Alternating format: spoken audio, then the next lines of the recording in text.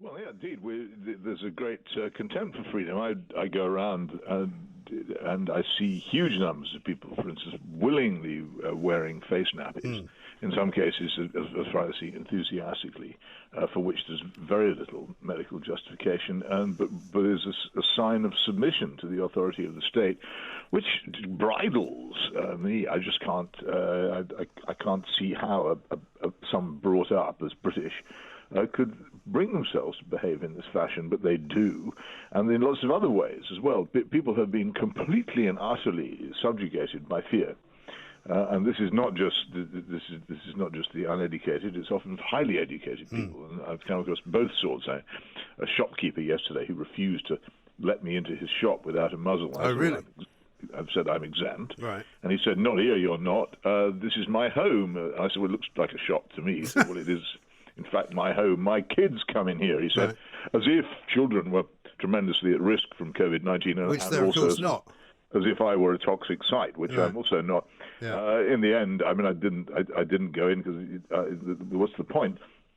So I bought my newspaper somewhere else that morning. But it was his view of the whole thing was no more ill-informed, hysterical and ignorant than that of university graduates and teachers whom I know, who take the same view. And the power of the fear over people's minds is immense. And there was a protest on Saturday. And, of course, at this protest, there are all kinds of weirdos, and beyond doubt. The British Union of Fascist banner, and I think David Icke was there, there's a loopy-loo sorts. But I think there were also, as there were a similar one in Berlin, quite a large number of people genuinely perplexed by what's happening to the country.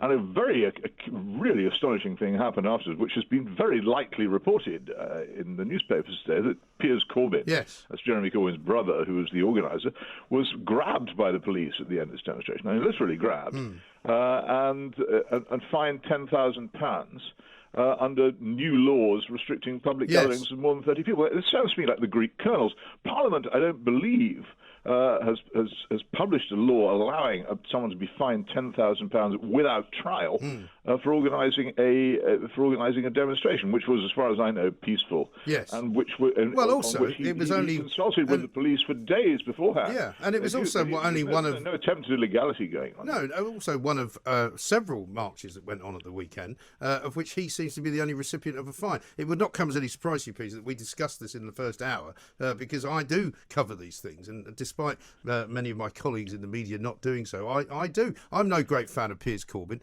You know, I think he is a borderline sort of on the nutty side of things. However, if they're going to fine him, surely they have to fine the organisers of the Black Lives Matter march, which took place, and also the Extinction Rebellion crowd, who I think are out and about today. Well, I'm sure they are, but when one remembers the police handling of them in the days before all this was tremendously feeble, you can't help but seeing a political bias in the behaviour of the police towards this. And also, almost all the accounts of the demonstration have concentrated upon the presence of loonies, which is the sort of thing that the press of a country like Belarus does. If there's a demonstration, they're described as fringe nutcases. I think we should be a good... there was a report on the BBC which verged on the openly bias of it.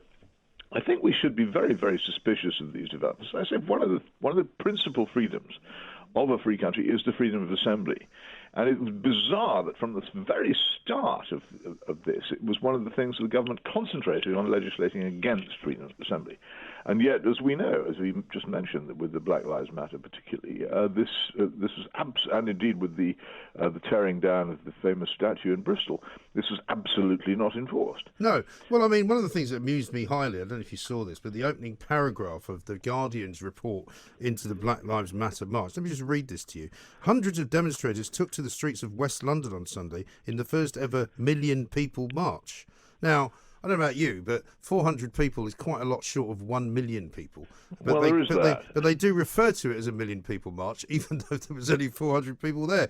You know, that also came on top of what I saw from some members of the BBC, to wit Lewis Goodall and Nick Robinson, complaining about the Mail on Sunday's page one about the possibility of a sort of right-leaning television station covering news being launched, with Nick Robinson entreating people to complain to Ofcom about it before it's even started. Well, good heavens. I mean, I mean, it's incredible, isn't it? It is. I didn't hear that, but it is extraordinary. But the BBC, I think, has finally come up against what it was eventually bound to hit. And I used to defend it, as I say. I felt that it was necessary to have a public service broadcaster to maintain standards and keep everybody honest. But I've just given up now. I can't defend it anymore. It's very difficult. Very difficult. But the business about the rule of Britannia is fascinating. The attempts by the BBC to remove patriotic songs from The Last Night of the Proms began in 1969.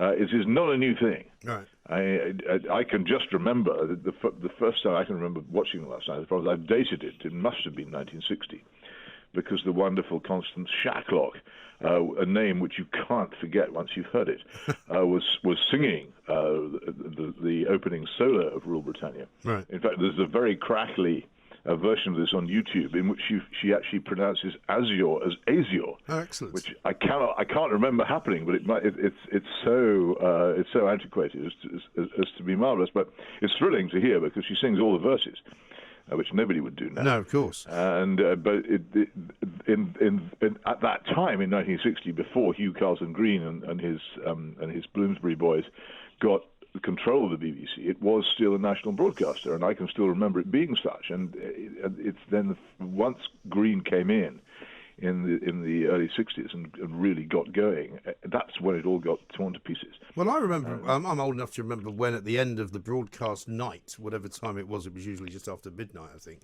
they would play God Save the Queen. That would be the last thing they did. Yeah, and they used to do that in cinemas as well. Yeah. And there was a famous episode where Tariq Ali, as a young left-wing student in Oxford, was with with several of his friends from Pakistan, watching a film in a cinema in Oxford. And they played, this would have been about 1967, they played God Save the Queen, and he and his friends, being well-mannered boys, stood up and were pelted with rotten apples and rubbish by the other people in the cinema, shouting fascist at them.